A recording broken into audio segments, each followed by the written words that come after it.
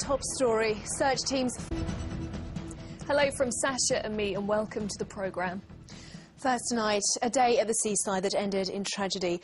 A 10-year-old girl swept to her death while swimming just yards from an Essex beach. Like thousands of others, Stella Akambi from Milton Keynes spent yesterday enjoying the summer sunshine in Clacton. But by 4 o'clock, rescue boats and helicopters from right across our region were being scrambled to look for her.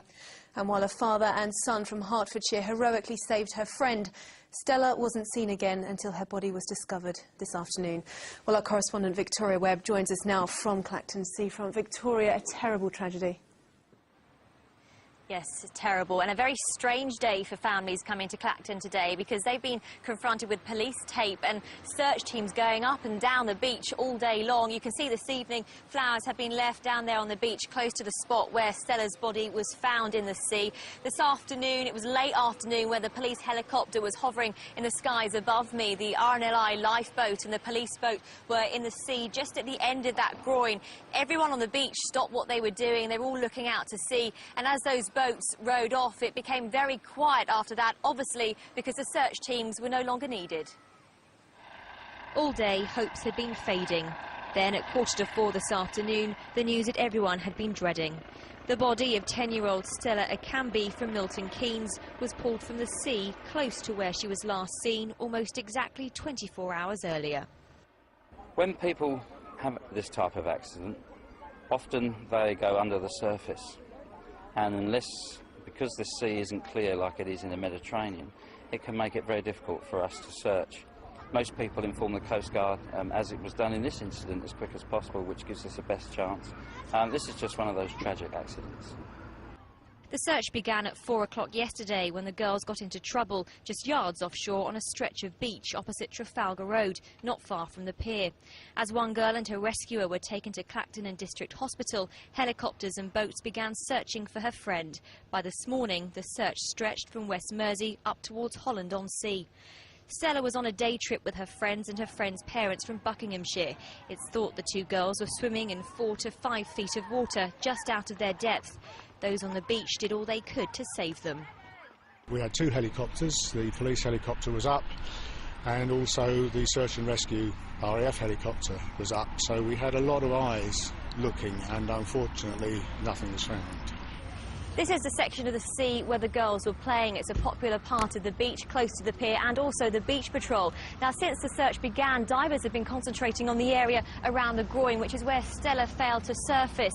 And it was close to the end of the groin where they found a body this afternoon. For holiday makers, it's been a sombre day in Clacton, with signs of yesterday's tragic events all too visible around them. Everyone's talking about it, and you don't really want the kids to go in the sea or anything, so it's not nice at all.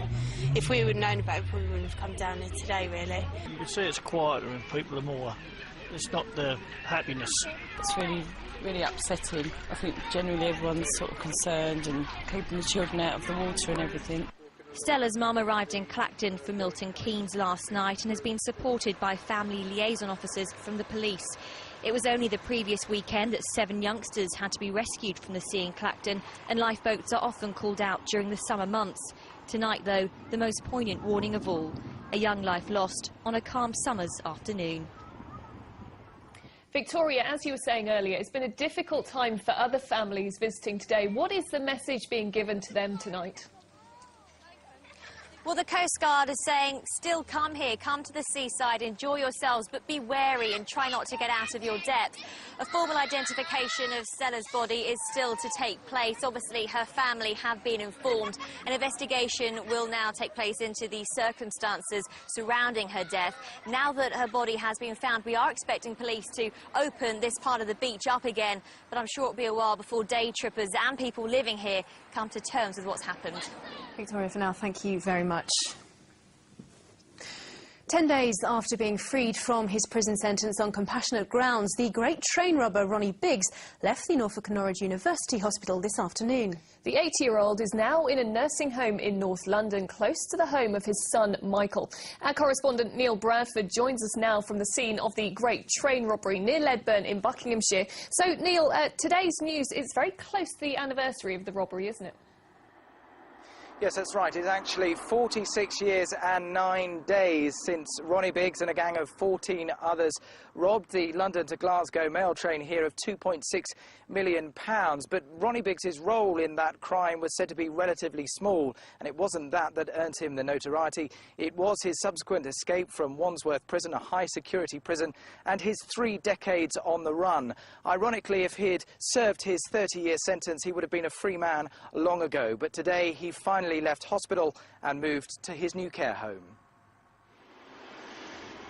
Ronnie Biggs may have his freedom, but he doesn't have his health. This afternoon, he left the Norfolk and Norwich hospital by ambulance for a care home in North London. He was granted compassionate release from his prison sentence 2 weeks ago, just days before his 80th birthday. Unable to walk after 3 strokes, the great train robber will need round-the-clock care. And this is the home in Barnet that will provide that care, the bill paid for by the state. His family say this will be his final home. Ronnie Biggs was sentenced to 30 years in prison for his part in the robbery on the London to Glasgow mail train near Leighton Buzzard. He escaped from prison just 15 months into his sentence, eventually fleeing to Brazil, where he evaded capture for 3 decades. While on the run, he enjoyed courting publicity, something that began just a few miles from the scene of the robbery at Linslade Magistrates Court.